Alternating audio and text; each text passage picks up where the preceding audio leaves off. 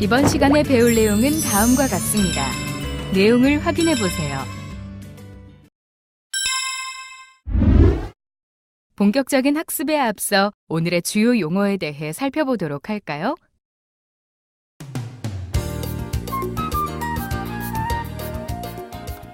이번 장에서는 여러 가지 힘들에 대해서 이해를 해보겠습니다. 이 강의에 있어서 이 강의의 전반부에 있어서 가장 중요한 것은 우리 종관기상학의 여러 가지 운동을 좌우하는 힘이 어떤 것이 있는가를 이해하고 각각의 힘마다 특징이 있습니다. 그 특징들을 잘 여러분들이 파악하는 것이 종관기상학을 이해하는 기본 중에 기본이 되겠습니다. 예를 들어 앞으로 우리가 이번 시간에 배울 힘에는 기압경도력이라는 것이 있습니다. 기압경도력의 개념에 대해서 배워보고 또 다음 시간에는 전향력도 배우고 원심력도 배울 것입니다. 이러한 힘들이 어떤 특징을 지니고 있는 것을가를 잘 이해하셔야 준지균 방정식을 이해하실 수 있습니다. 그래서 오늘은 뉴턴의 운동법칙부터 강의를 시작해 보고자 합니다. 기본적으로 유체건, 물체건, 이 지구상에 존재하는 어떠한 대상체들도 사실 뉴턴의 운동법칙에 지배를 받아서 운동을 하게 됩니다. 따라서 여러분들이 이 뉴턴의 운동법칙이 무엇인지를 기본적으로 이해를 하시고 계셔야 됩니다. 뉴턴의 운동법칙은 아래와 같은 세 가지 법칙으로 구성되어 있습니다. 제1법칙은 관성의 법칙, 제2법칙은 가속도의 법칙, 제3법칙은 작용, 반작용의 법칙입니다. 이 세 가지의 법칙이 F는 각각 따로따로 수식이 있는 것이 아니라 F는 MA라고 하는 이 수식을 이해하는 데 있어서 1법칙, 2법칙, 3법칙이 사용된다고 보시면 되겠습니다. 하나하나 살펴보도록 하겠습니다. 자, 뉴턴의 운동 제1법칙, 관성의 법칙입니다. 관성의 법칙은 물체는 외부 힘이 작용하지 않으면 정지해 있거나 혹은 일정한 속도로 움직인다 라는 것이 관성의 법칙입니다. 자, 우리가 지금 평면 위에 있는 사각형 박스를 하나 생각을 해보면 이 사각형 박스가 전혀 움직이지 않는다라고 생각을 해봅시다. 그러면 이 박스에 작용하는 여러 가지 힘들이 있겠죠. 이 박스에는 기본적으로 중력이 작용하고 있고요. 그리고 여러분들이 판을 이렇게 눌려보면 판이 나를 미는 그런 느낌을 받으시죠. 이것이 뭐냐면 판이 위로 미는 힘입니다. 마찬가지로 사람의 손뿐만이 아니라 물체가 판 위에 존재할 때도 판이 위로 미는 힘이 존재합니다. 만약에 판이 위로 미는 힘, 즉 이것을 수직항력이라고 하는데요. 이 판 위로 미는 힘이 없다면 물체는 아래로 중력에 의해서 떨어지게 돼 있죠. 이것은 전부 다 이제 뉴턴의 운동 법칙을 따라서 기술되고 있는 것인데요. 자, 다시 한번 읽어보면 물체는 외부 힘이 작용하지 않으면 정지 혹은 일정한 속도로 움직인다. 여기서 이 물체는 지금 정지 상태에 있으므로 그렇다면 외부 힘이 작용하지 않는다가 맞는 말일까요? 아닙니다. 이게 여기다가 우리가 조금 다른 사족을 붙이면 외부 힘이 작용하지 않거나 알짜 힘이 0이라면 혹은 물체에 작용하는 모든 힘이 균형을 이룬다면 이런 식으로 표현해도 틀린 말이 아닙니다. 그래서 이 같은 경우에는 중력과 수직항력, 이 물체에 작용하는 모든 힘이 서로 반대 방향으로 균형을 이루기 때문에 정지해 있는 것이죠. 이것을 뉴턴의 제1 운동 법칙이라고 합니다. 마찬가지로 이번에는 오른쪽에 실에 어떤 물체가 매달려 있다고 생각해 봅시다. 당연히 이 실도 지구가 잡아당기는 중력을 받겠죠. 또 하나의 힘은 이 물체는 지금 현재 전혀 움직이지 않고 있으므로 뭔가 당겨줘야 됩니다. 그것은 뭐냐면 실이 위로 잡아당긴 힘이 서로 균형을 맞추고 있기 때문에 움직이지 않는 것입니다. 그래서 이러한 경우에도 관성의 법칙이 작용해서 정지해 있다라고 생각할 수 있습니다. 힘이 균형을 이루기 때문에 움직이지 않는다. 자, 그러면 이런 경우를 생각해 보시죠. 마찰이 없는 바닥에서 물체가 전혀 이 마찰력이 없는데 속도 V의 속도로 오른쪽으로 일정한 속도로 움직인다고 해보죠. 그러면 이 경우는 관성의 법칙이 적용이 될까요? 네, 맞습니다. 관성의 법칙이 적용이 됩니다. 왜냐하면 뉴턴의 법칙에서 일정한 속도로 움직이는 경우도 이 물체에 작용하는 모든 알짜 힘이 제로인 경우를 의미하는데, 지금 일정한 속도로 V로 움직이는 이 물체는 마찰력이 제로이기 때문에 아무런 힘도 받지 않고, 물론 아랫방향으로는 중력을 받고 있지만 윗방향으로 수직항력과 서로 상쇄되기 때문에 수평 방향으로 아무런 힘을 받지 않을 때, 이것이 힘을 받는다고 해도 서로 균형을 맞출 때 등속 운동을 하게 됩니다. 이것이 바로 관성의 법칙입니다. 이 두 가지 상황을 잘 기억해 주시면 관성의 법칙을 이해하는데 도움이 되실 것입니다. 두 번째, 가속도의 법칙입니다. 가속도의 법칙은 사실 관성의 법칙에서 조금 응용하면 됩니다. 관성의 법칙이 만족하지 않는 상황을 한번 상상해 봅시다. 결국은 물체에 작용하는 힘이 균형을 잃었을 때이죠. 그래서 지금 비탈면에서 박스가 아래쪽으로 굴러 떨어지고 있는 상황을 가상적으로 생각해 보면 오른쪽으로 마찰력이 작용하고 있고, 지금 이쪽 방향으로는 마찬가지로 중력이 작용하고 있겠죠. 그리고 이 면이 위쪽으로 밀기 때문에 수직항력이 작용하고 있습니다. 이 경우에 이 두 개의 합을 표현을 하면 지금 이 화살표가 되는데요.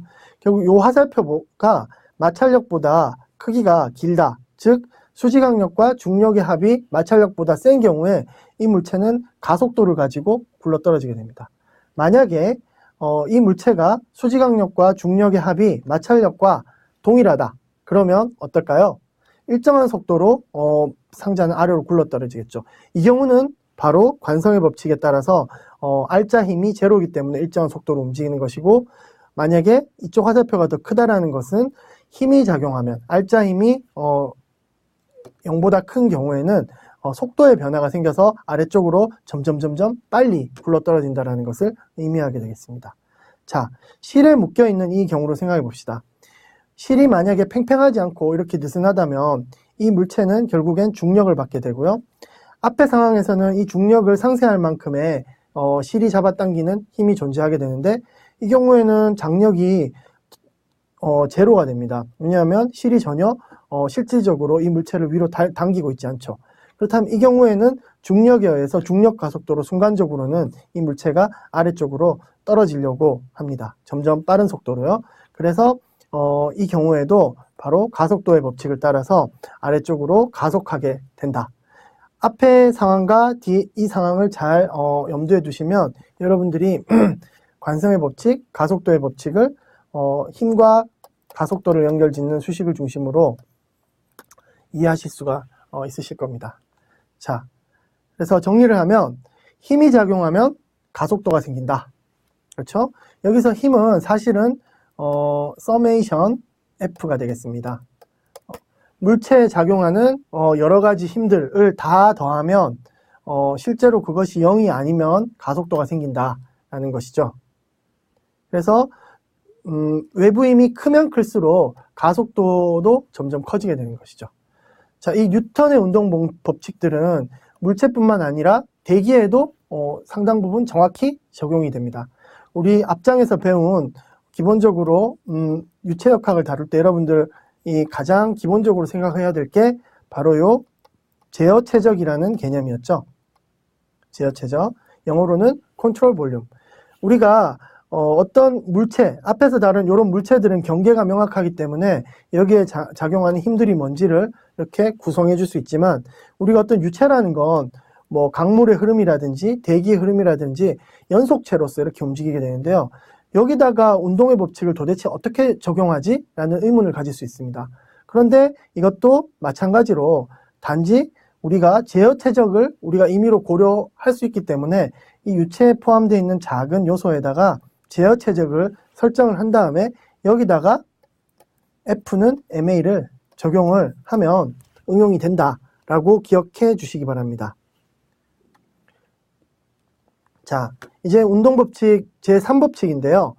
제3법칙에서 포인트는 작용점이라는 개념입니다.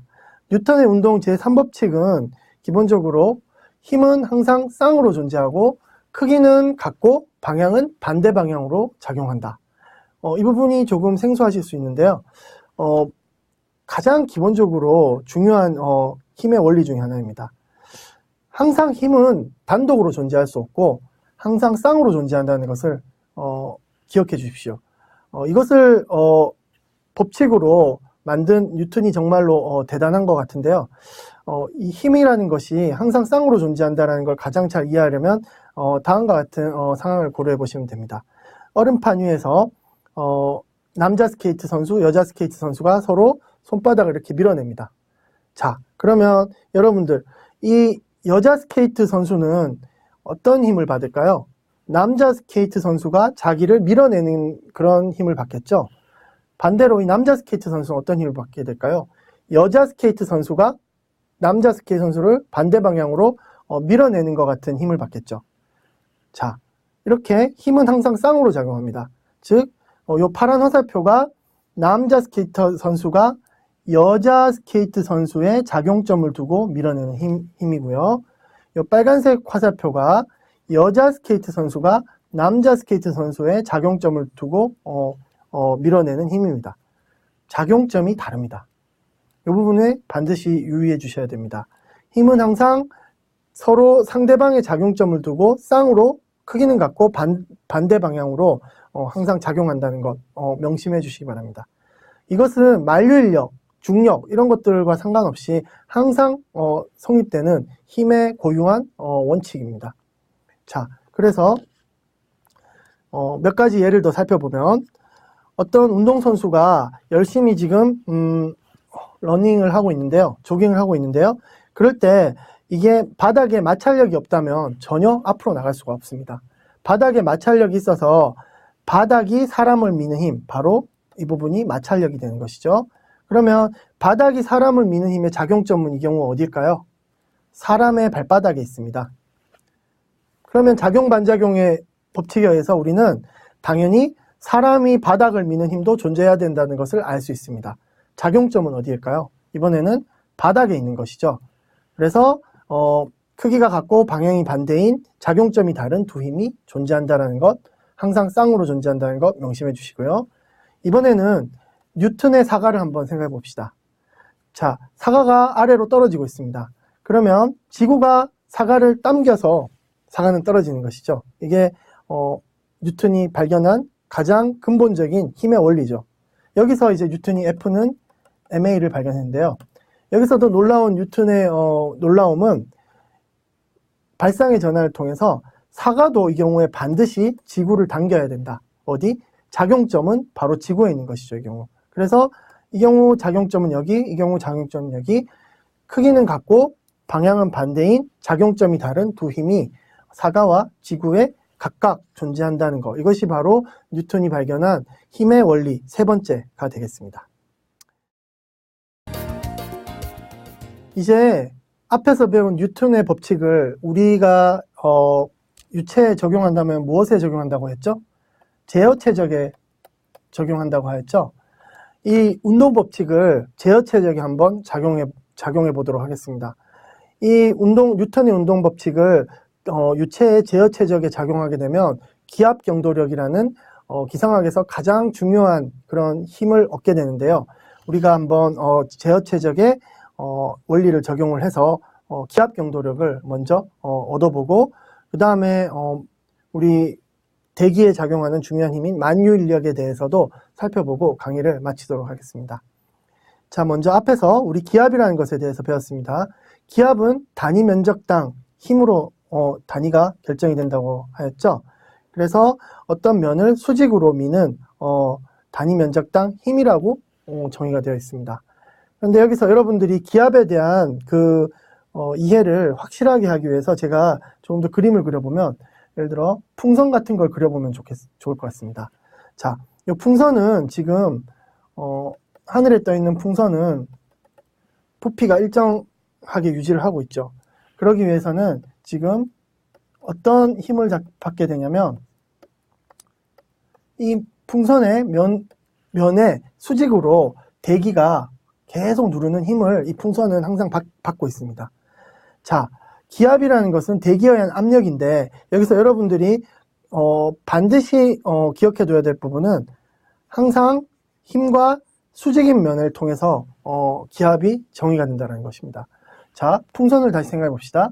자, 여기서 풍선의 이쪽 면을 생각을 하면 힘이 거기서 수직으로 작용하는 성분은 이쪽이죠.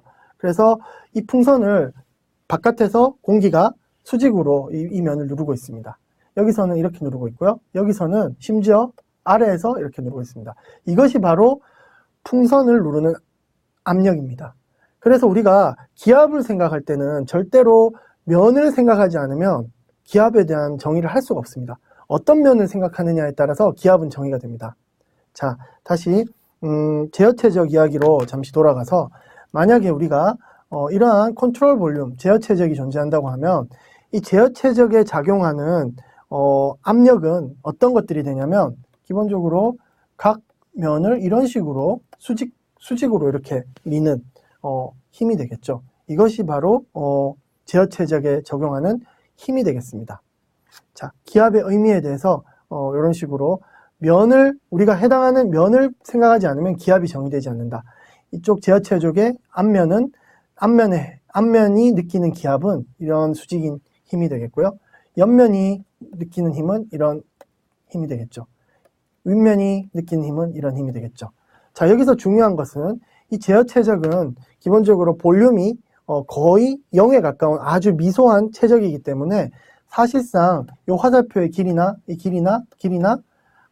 동일합니다. 만약에 이게 지면에 있었다면 1013.25 헥토파스칼이라는 기압을 이 면은 이쪽 방향으로 받는 것이고 이 면은 이쪽 방향, 이쪽 면은 이렇게 받는 것.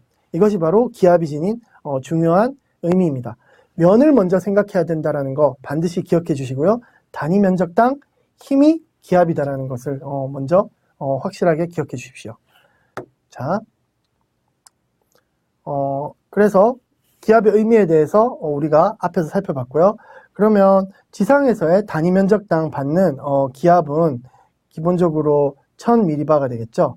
그러면 12km 정도 상공에서 기압은 이 누르는 힘은 자기 머리에 있는 요 공기들이 짓누르는 힘이겠죠. 그것은 100 헥토파스칼, 100mB 정도 되겠죠. 기압은 따라서 고도가 올라갈수록 굉장히 급격히 감소하게 됩니다. 그래서 여러분들 하나 그냥 암기하셔야 될 부분은 기압은 단위 면적의 평면 위에 쌓여있는 공기덩어리의 무게라고 생각하시면 되겠습니다. 이것은 이제 압력에 대한 우리가 정의로부터 시작해서 기압이라고 생각하면 기압은 현재 면 위에 공기덩어리가 누르는 무게라고 암기해 주시면 되겠습니다. 자, 그래서 기압 경도력의 개념에 대해 살펴보겠습니다.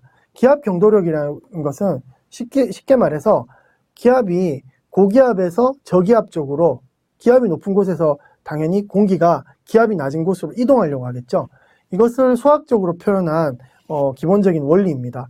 예를 들어 고기압이 있고 저기압이 있다고 할 때 기압이 높은 곳에서 저기압 쪽으로 바람이 불어나가게 됩니다. 네, 그래서 이런 것들이 기압 경도력의 기본적인 개념인데요. 이제 우리 제어 최적에다가 기압을 고려를 해서 기압 경도력을 한번 유도해 보도록 하겠습니다. 자, 다음과 같은 제어 최적을 고려해 주시고요. 그렇다면 앞에서 설명드렸듯이 제어 최적의 옆면이 받는 힘을 이 면적을 단위 면적이라고 하고요. 옆면이 받는 힘을 고려를 하면 그것이 바로 압력이 되겠죠. 그리고 이 제어 최적이 받는 오른쪽 면의 힘은 여러분들이 테일러 전개라는 기법을 잘 사용을 해보면 다음과 같음을 알 수 있습니다. 기압이 기본적으로 x의 함수라고 하고 이것을 지금 오른쪽 면에서 받는 기압은 px 플러스 델타 x가 되겠죠. 옆면이 받는 기압을 p고 이 거리가 델타 x니까 x 플러스 델타 x에서 받는 기압은 거의 근사가 가능한데 이것은 px 더하기 라운드 x 라운드 p 델타 x 이런 식으로 표현이 됩니다. 이것이 바로 테일러 전개라고 합니다. 그래서 이쪽 면에서 받는 기압은 p 플러스 파샬 p 파샬 x 델타 x가 되는데요. 아까 여러분들께 꼭 기억하라고 제가 말씀드렸던 게 지금 요 면을 생각하는 것이죠. 요 면은 지금 기압을 어떻게 받냐면 이 바깥면에서 수직으로 받는 이러한 방향으로 기압을 받게 되겠죠. 그래서 그 크기는 p 플러스 파샬 p 파샬 x 델타 x가 되고 방향은 서로 반대가 되는 압력을 받고 있습니다. 그러면 지금 이제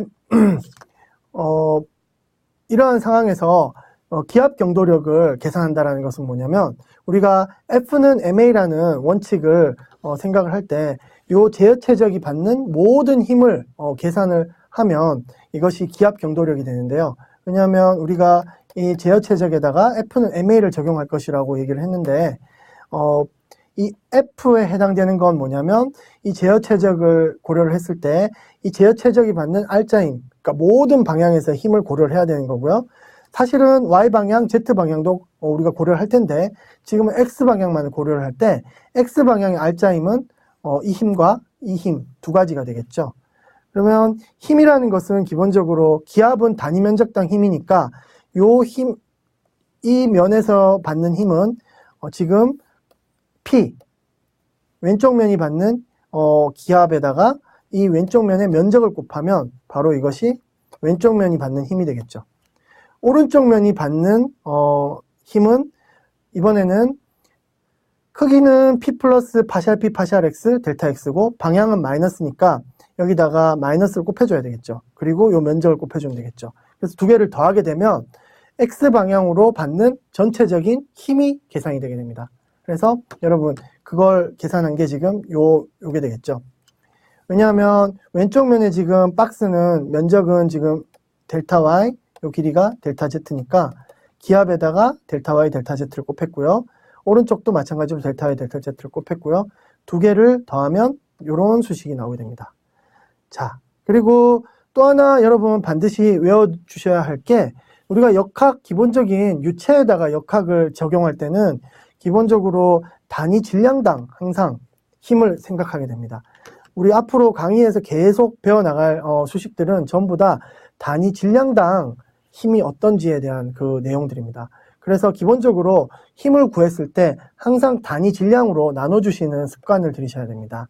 그래서 여기 받는 R자 힘에다가 질량을 다시 나눠주게 되면 이제 질량은 밀도 곱하기 부피니까 요 식을 집어넣게 되면 델타 X, 델타 Y, 델타 Z가 다 사라져 버리게 되죠. 그래서 결국은 다음과 같은 수식으로 정리가 됩니다. 이제 앞으로 여러분들은 요 마이너스 1업으로 파샬 P 파샬 X를 수십 번, 수백 번 반복해서 보시게 될 것입니다. 왜냐하면 이것이 바로 X 방향으로 우리가 기압이 작용할 때 물체가 받는 힘을 의미하는 것이기 때문입니다.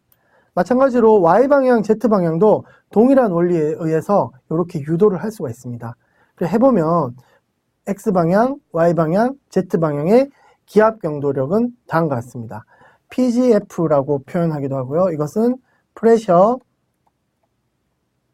그레디언트 포스라고 합니다. 영어로는 그래서 약자로 PGF라고 하는데요. 그레디언트라는 것은 뒤에서 배우겠지만 이 파샬 X, 파샬 Y, 파샬 Z는 공간에 따라 기압이 어떻게 분포되어 있는가를 의미하는 것이죠. 그래서 어떤 기압이건 온도건 어떤 스칼라의 공간적인 분포에 해당하는 공간적인 분포 변화를 나타낼 때는 항상 그레디언트라는 용어를 사용한다라는 거 여러분들 기억해 주시기 바랍니다. 네. 그래서 이 PGF의 특징을 잠시 요약해 보면 기압 경도가 크다.